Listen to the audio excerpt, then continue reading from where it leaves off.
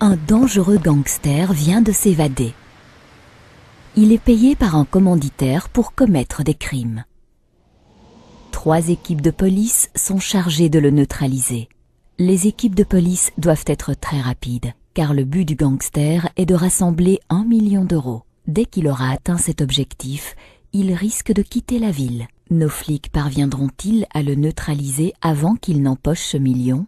Le gangster a forcément besoin de voler certains objets dans la ville pour pouvoir commettre ses crimes. Par exemple, une corde d'escalade, des explosifs ou un couteau. Tout le monde peut repérer la position de ces objets sur son écran. La police, le gangster, vous également. Sur votre carte de repérage, vous pouvez également repérer les différents endroits où il pourrait sévir. Pour chaque crime à commettre, le gangster a besoin de certains objets. Par exemple, le gangster a besoin d'un transpondeur au point 1, d'explosifs au point 2. À certains endroits, il aura besoin de 2, voire 3 objets, par exemple, tranquillisants, camions et couteaux. Le gangster est payé pour chaque crime qu'il commet. Également sur votre écran, vous pouvez chaque fois suivre ce qu'il gagne. Par exemple, au point 1, 200 000 euros. Au point 6, 400 000 euros. Au point 5, jusqu'à 600 000 euros. Chaque fois donc, le gangster doit récupérer certains objets pour pouvoir commettre ses crimes. Il est libre de déterminer l'ordre dans lequel il commet ses crimes, libre également de choisir quoi voler. Le gangster, comme les 3 équipes de police, ont chacun un téléphone équipé du GPS. Les agents peuvent l'utiliser pour se guider et suivre le mouvement des autres équipes. Vous reconnaissez votre équipe par le petit carré rouge. Le gangster n'a que la possibilité de repérer sa propre position sur la carte. Le bouton « Plus » vous permet de zoomer pour voir tous les détails de la carte. Vous pourrez ainsi voir les noms de chaque rue et localiser avec précision les endroits où se trouvent les objets du gangster. Les touches directionnelles vous permettent de faire pivoter la carte en tous sens. Pour diminuer le zoom, cliquez sur le bouton « Moins ». Sur la carte, les policiers peuvent localiser le gangster toutes les 6 minutes. Le gangster repère les positions de la police chaque 3 minutes. En attendant les nouvelles positions, les icônes restent fixes. Un compte à rebours vous indique le temps qu'il vous reste pour recevoir les nouvelles positions. Vous avez un écran radar au bas de votre carte. Grâce à ce radar, les policiers connaissent en permanence à quelle distance se trouve le gangster. Mais n'oubliez pas que le gangster possède également le même radar. Par exemple, l'équipe rouge est à 50-100 mètres du gangster, l'équipe verte à 100-150 mètres et l'équipe bleue à 150-200 mètres. Quand une équipe de police se rapproche du gangster, il se déplace vers la gauche, et ainsi de suite. Si le radar n'indique rien, alors le gangster se trouve à plus de 200 mètres des agents de police.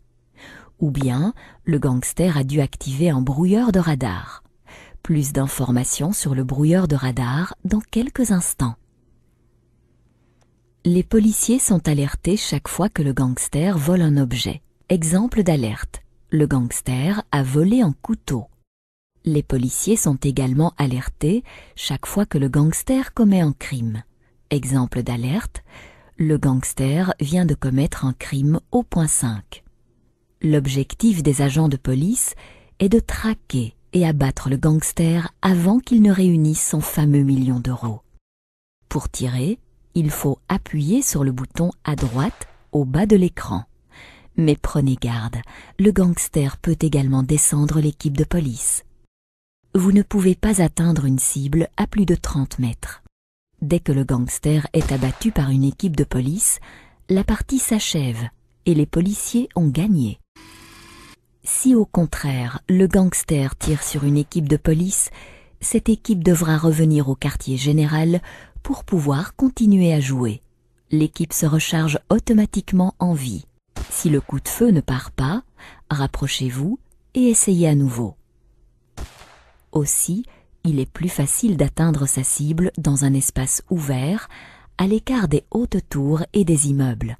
Mais attention, vous n'avez que 3 balles, alors ne les gaspillez surtout pas. Dès que vous vous rendez à votre quartier général, votre arme se recharge automatiquement. Le gangster reçoit 3 gadgets défensifs en début de partie. Le brouilleur de radar. Quand le gangster active son brouilleur, les écrans radars des policiers s'éteignent pendant 3 minutes. Et tout ce temps, la position du gangster n'apparaît plus sur la carte. Les policiers devront alors patienter 6 minutes supplémentaires pour recevoir la nouvelle position du gangster. Mais si le gangster récupère un objet pendant ce laps de temps ou commet un autre crime, la police est immédiatement alertée. Le gilet pare-balles. Quand le gangster active le gilet pare-balles, il est protégé pendant 5 minutes contre tir de la police. Après 5 minutes, le gilet ne fonctionne plus. La mine antipersonnelle. Le gangster peut dissimuler une mine n'importe où pour attaquer les policiers. Cette mine fonctionne sur un rayon de 30 mètres. Si une équipe de police pose le pied sur elle, ils devront retourner au quartier général, se recharger en vie. Si le gangster marche lui-même sur la mine, les policiers ont gagné. Retenez ceci, la mine ne commence à fonctionner qu'1 minute après avoir été activée. Et elle reste active jusqu'à ce que quelqu'un y pose le pied. Au début de chaque partie, le gangster possède 2 mines, un brouilleur et un gilet.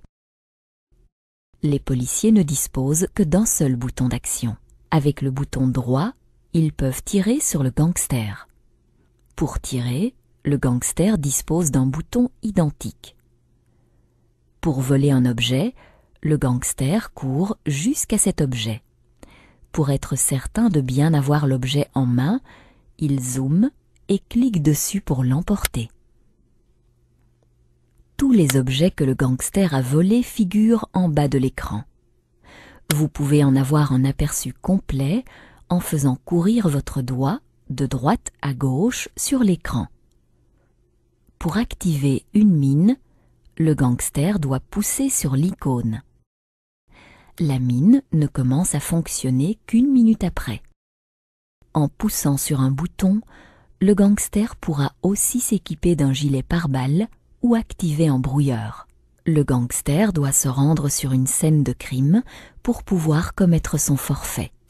Il doit réaliser un zoom avant pour s'assurer qu'il se trouve au bon endroit. Si le lieu du délit est en gris, c'est que le gangster n'a pas emporté le bon objet.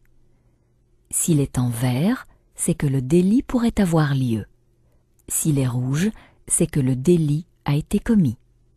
Avant le début de la partie, le gangster se choisit une base secrète. Ce lieu devient son point de départ et l'endroit où il peut prendre des munitions.